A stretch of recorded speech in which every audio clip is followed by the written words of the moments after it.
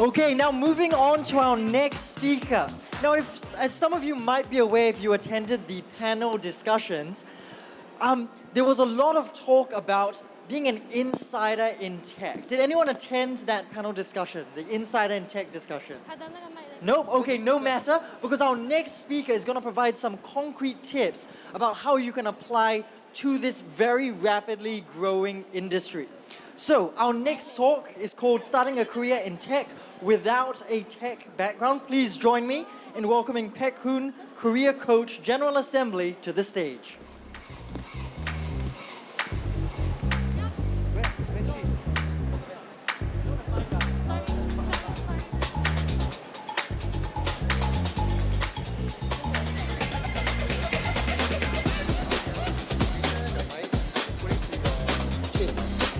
Okay.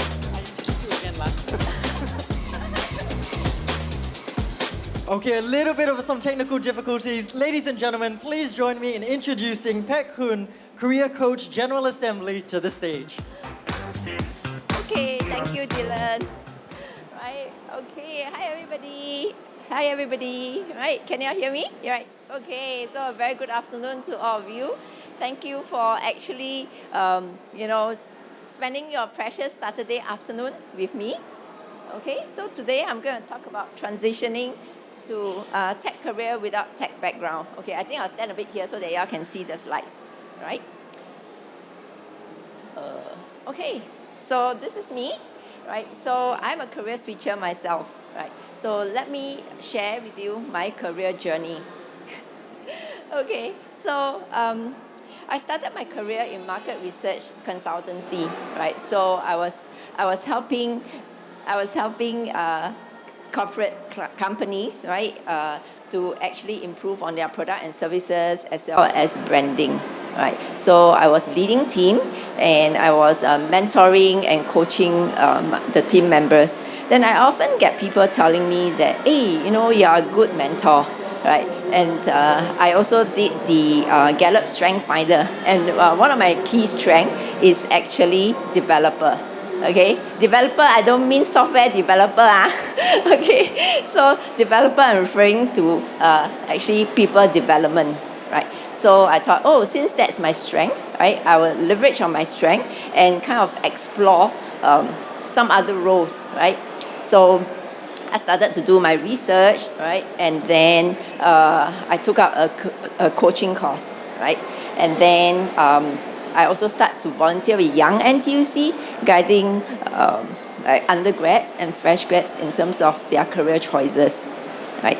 So then after that, I apply for I managed to get a job, which is a career coaching job, right? So I'm very thankful that my previous employer is willing to actually give me a chance, right? So in my previous role, I actually helped more than 250 unemployed PMETs to get back to the workforce, yeah? And of course, I believe that my ICF certification as well as my volunteering experience helped me to secure that job, right? And now I'm actually with General Assembly as a career coach as well, and I actually partner career switchers who wants to switch into tech roles. Okay, so enough about myself, right? So now let's get some understanding. Let's try to understand y'all a bit better. But don't worry, I will not ask y'all to come out and introduce yourself, right? So what I will do is that, okay, so I have this question. Are you actually currently in a non-tech role exploring to switch to a tech role, right? So if this statement applies to you, give me a thumbs up. Okay. Not many, Okay, and how about the rest? Okay, just CC look, is it? Okay. Okay, and then the next one, are you currently doing some form of tech learning, right? Hoping to switch to a tech role. Okay, good. Congratulations, right? Give yourself a pat because you are already one step ahead of others, right?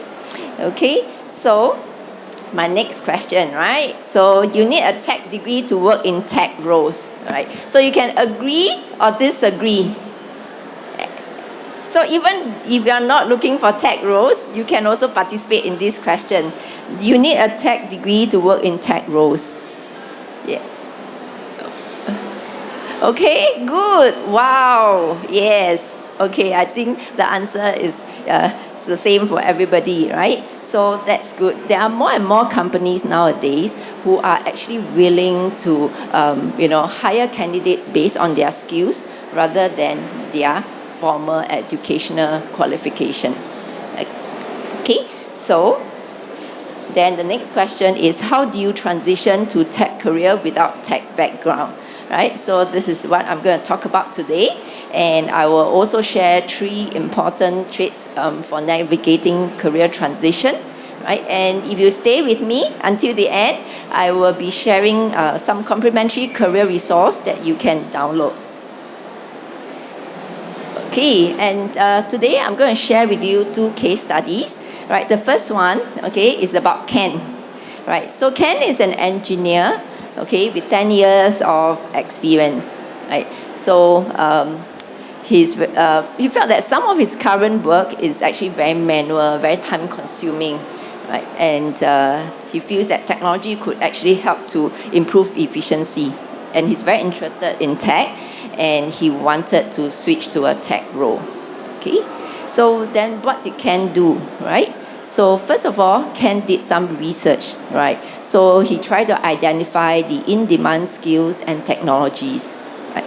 So according to this LinkedIn Learning, right, there is this is a list of like most in-demand hard skills, right? And you can see from this list, many of these skills are actually tech related, right? You can see software development, SQL, Python, Java, JavaScript, and all this, right? So after that, right, he actually tried to research about fastest growing jobs. Right? Am I blocking you all? Can see, right? Okay, so fastest growing job, right? So according to this World Economic Forum, right, this is a list of top 10 fastest growing job.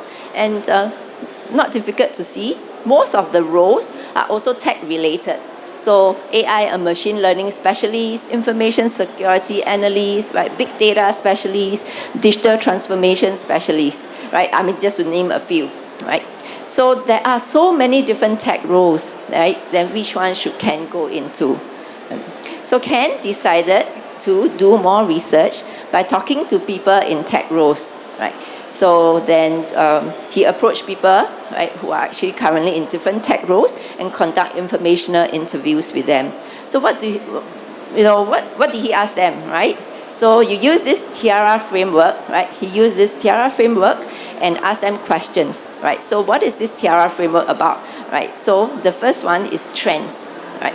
So he asked them questions regarding the industry and the company, right? So how is your company keeping up with the innovation in the industry, right? And how is your company like adopting the latest technology about like AI, machine learning, and all this, right? So after understanding the trends, right, he tried to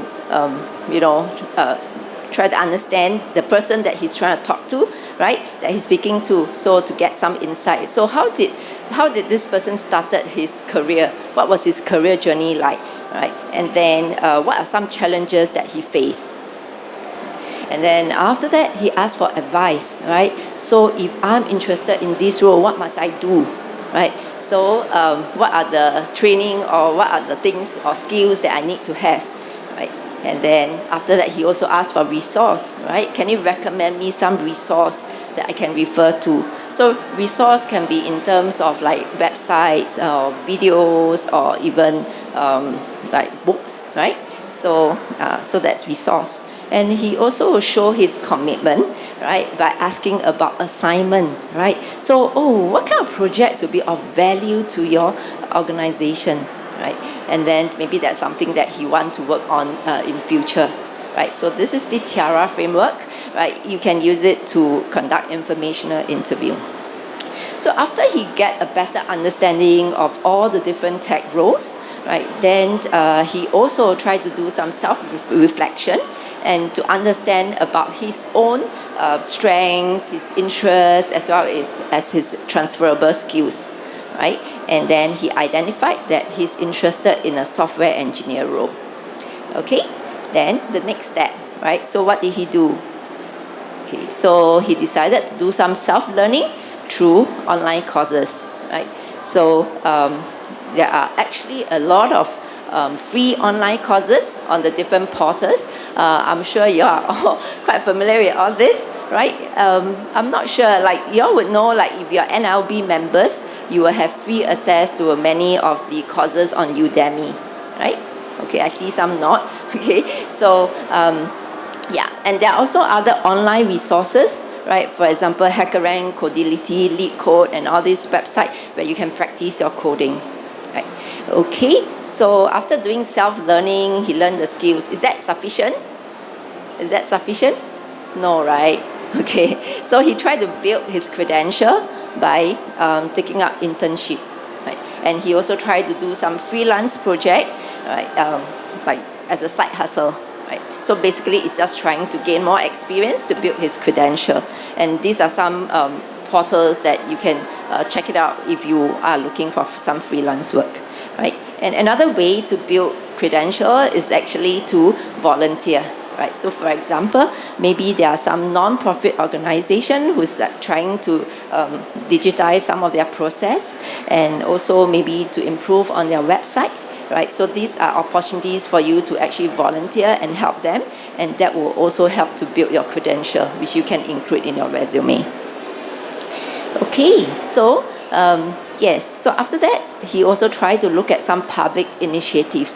So I mean, many of you will be aware that the Singapore government has been spending a lot of effort trying to encourage Singaporeans and PRs to actually switch to tech roles. Right. So here are some of the public initiatives. So the first one is IBF TFIT, right? So this is actually for the financial sector.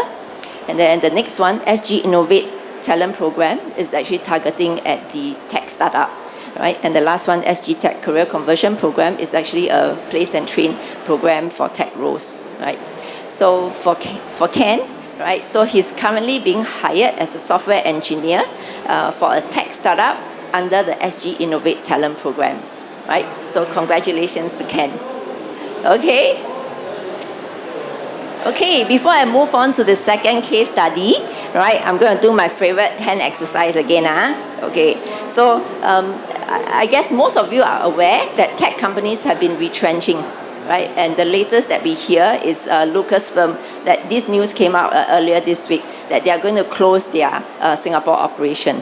Right, so it seems like there are not many tech roles around, right? Do you agree or do you disagree? Show me a thumbs up or a thumbs down. Wow, okay. Wow, okay. That's good, right? I think all of you know the answer. Okay, I can go home already, right? Okay, so yeah. So there are actually, maybe we take a look at the tech definition of tech roles, right? Is tech role just about joining tech companies like Meta, Google, right? Or is tech role just about taking up like software engineer, cybersecurity role? Okay, the answer is no. Okay, many companies are actually currently going through the digital transformation, right? They are actually redesigning roles to actually incorporate technologies and automation. Okay, so actually technology is very prevalent across many different industries like manufacturing, healthcare, or even like hospitality, banking, and finance sector. Right, so there are actually many tech roles around, right? So maybe you even want to actually look at your internally your current employer, right? And to see whether are there any tech roles that you can pivot into. Okay, if there aren't any such tech role, maybe you can even go to your management and propose to your management to carve out a new role for you. And who knows, maybe your company will actually send you for upskilling in tech so that you can learn the tech and then go back and apply it, right? And couple it with your domain knowledge and your experience and all those, right? So, and tech roles, right, need not be tech heavy, with hardcore coding and programming, right? So there are also some tech roles which is tech-like, right? So for example, let's say you are an architect, right? And you feel that, oh, coding is not my cup of tea. I'm really not good in coding, right? So there are actually some roles that you can consider taking. So for example, product design, UX design, right? So in UX design, you will actually try to understand the customer's needs, right? And then try to help to design a more user-friendly interface for, let's say, apps or website and all this, okay? So there are actually many tech roles around. Okay, in my second case study, Elaine, right? So Elaine is an accountant with 5 years of experience. She's very good with numbers, right? But she felt that her role could be taken over by AI one day, right? And she wanted to upskill herself so that she will not get obsolete, right? I don't think Elaine is alone, right? Elaine is not alone. Many of us actually have this fear, like, will one day AI take over our job? So including myself, nowadays there is like AI coaching as well, right? So yes, okay.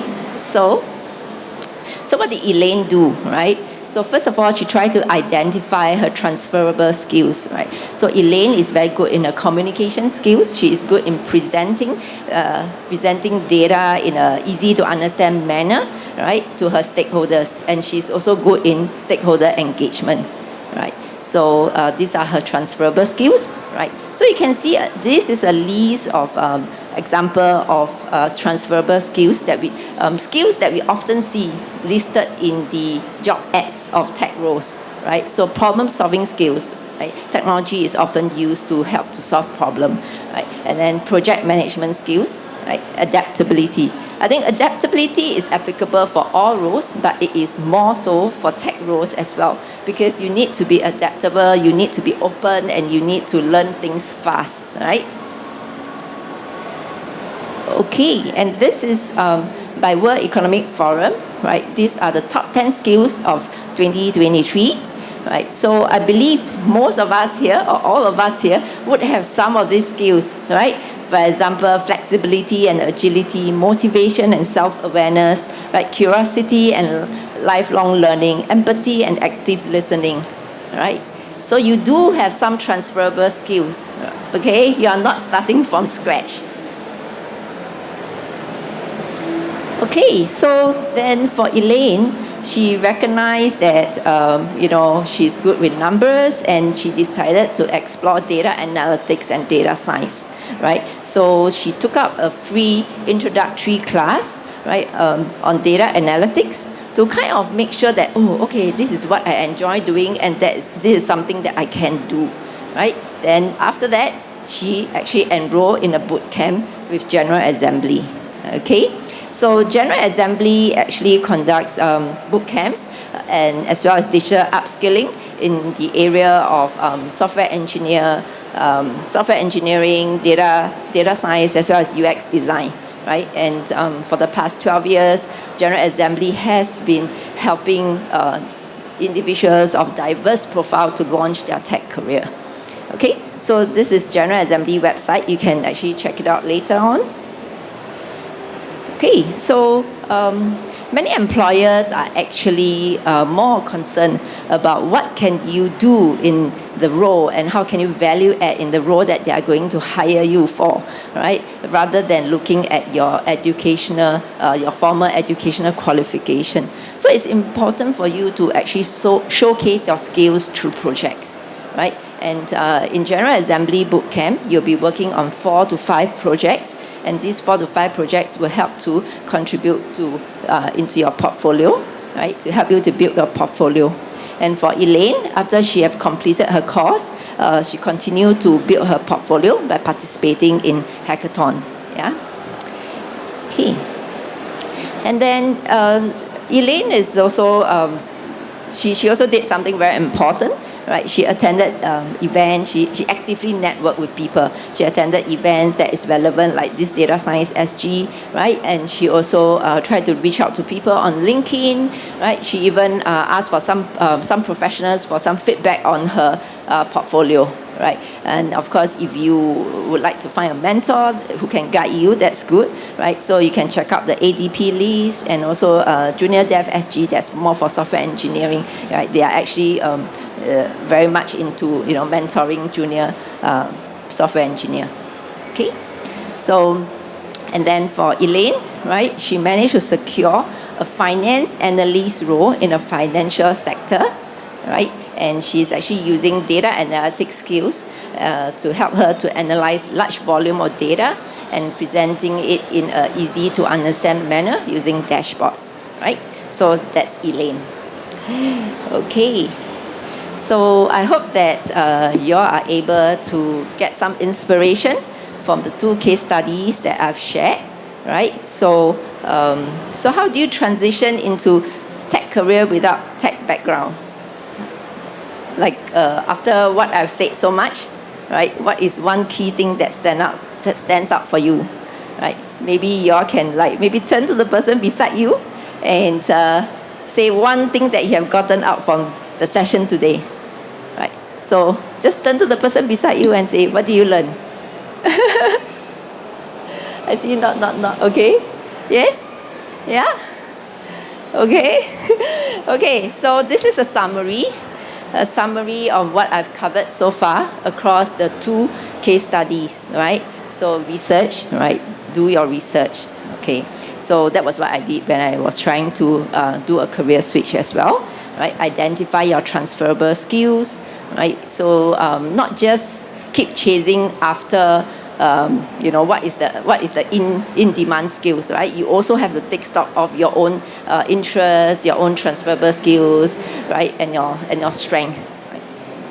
And continue to upskill, right? So you can do self-learning if you're very disciplined, right? It's good, you do self-learning, right? But there are also some people who feel that they prefer a more structured way of learning, right? So they, after trying some online courses, right, they feel that they want something more structured. So they actually enroll in GA boot camps, right? And in GA boot camps, there's an instructor to teach you, and also the teaching assistant that you can help you, and you can ask any questions and all those, right? So different people have different learning style, so it's really up to you, right? And build portfolio, build your credentials, right? Using portfolio or internship, right? Or do some freelance work or volunteer, right?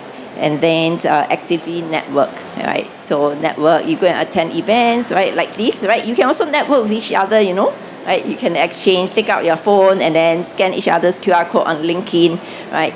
And then, also you can try to find some mentor, right? And if you are Singaporeans and PR, you can actually check out some of the public initiatives by the government.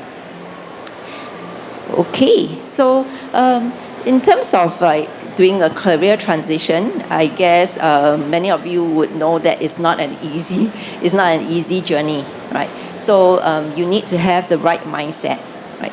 So motivation is very important. You need to know why do you want to make the switch, right? It cannot be just because, oh, my friend is doing it, so that's why I want to follow my friend, okay? That will not get you far, right? So you need to know why you're passionate in this field. And typically when you go for interview, the interviewer will ask you, oh, why are you interested to do this career switch, right? So if you show that you're very passionate and all this, that will shine through during your interview. And then the next one is growth mindset. So growth mindset is actually very important, right? Because even after taking the courses and all those, you still need to continue to learn, right? And there are so many things for you to continue to learn, but of course, employer do not expect you to know all the tools and all the tech stack, right? But you must show that you are able to actually quickly learn and pick it up when it's needed. Okay, and resilience, right? Okay, so sometimes the job search journey can be quite demoralizing, right? You send so many job applications, but you never hear back from the employers, right? Or you went for 4 rounds of interview and technical tests, and then after that you get rejected, right? So you need to stay resilient. You need resilience to help you to power through. Okay, so this is actually the end of my sharing, right? Do you have any questions?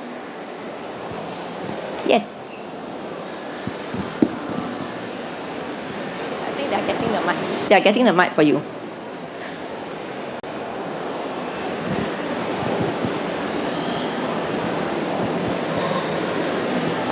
So thank you for the sharing. So actually, understand that Singapore government have promoted a lot and spent a lot of money in sponsor people to do career switch, right? But eventually, I found that outside the employer and all the recruiter are those not so friendly to career switcher. Can you elaborate more? How should we tackle all this?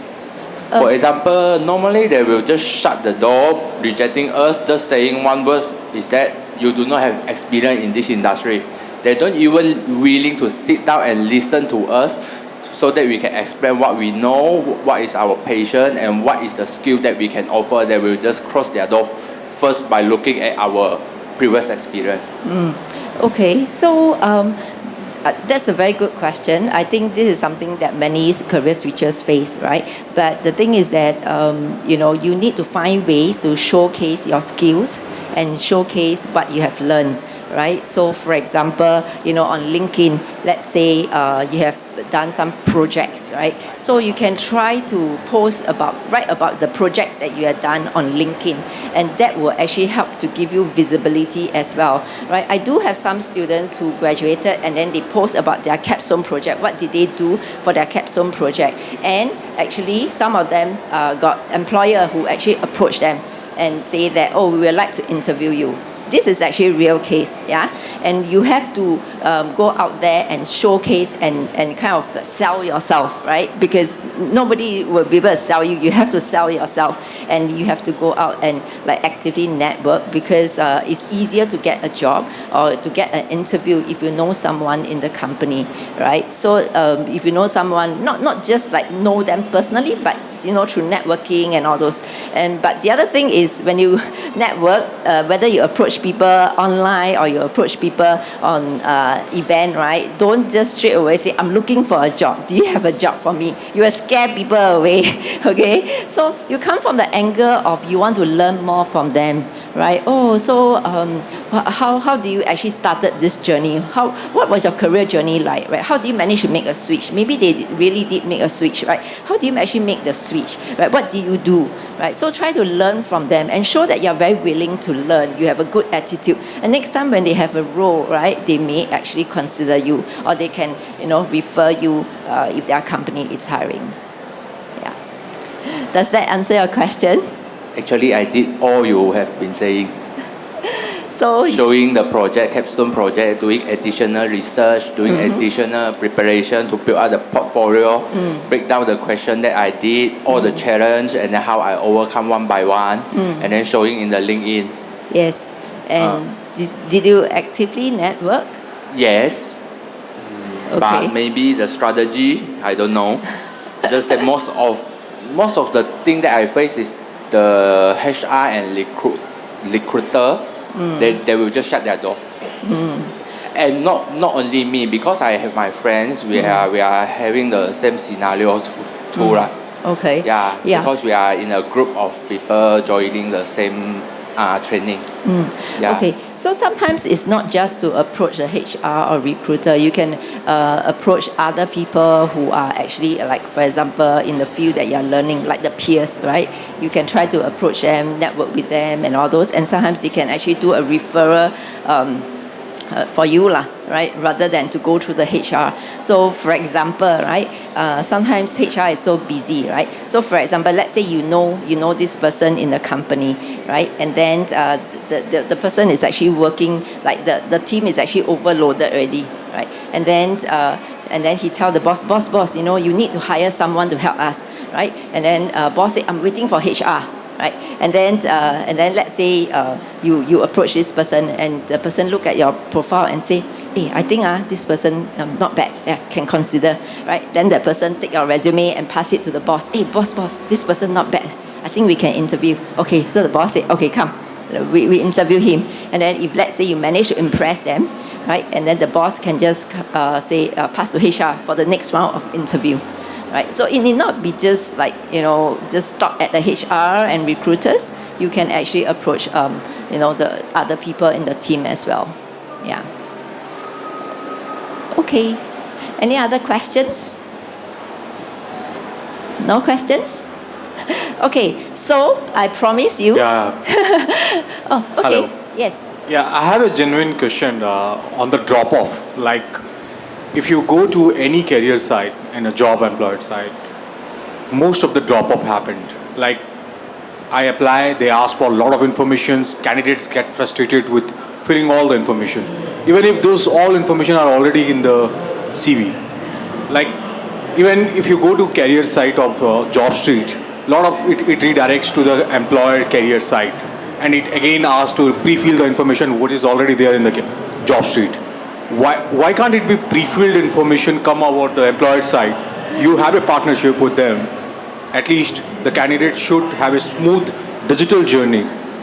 Can you please have a glance on this? Okay, so have you heard of applicant tracking system? Yep. Okay, so very often, when you apply for a job, not just a job portal, sometimes it's the employer's career page, right? Then they will ask you to fill out the information and all those, right? So typically those system, right, would have a ATS built in. Right, so they want to scan your resume and the details and all those, right? Yeah, so it is actually like the employer system that they need to capture all those information. Yeah. So if you talk about job street, I will not be able to answer you actually. Yeah. So I will leave that to I don't know the job street. Yeah. Okay. Yeah. Okay. Yeah, so I was saying that, this is a QR code that you can scan to get some free career resource, and you can check out the GA website for some free workshop as well.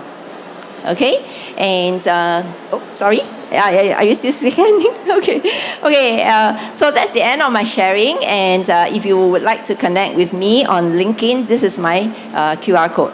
Okay? Thank you. Thank you very much, Pekun. Thank you.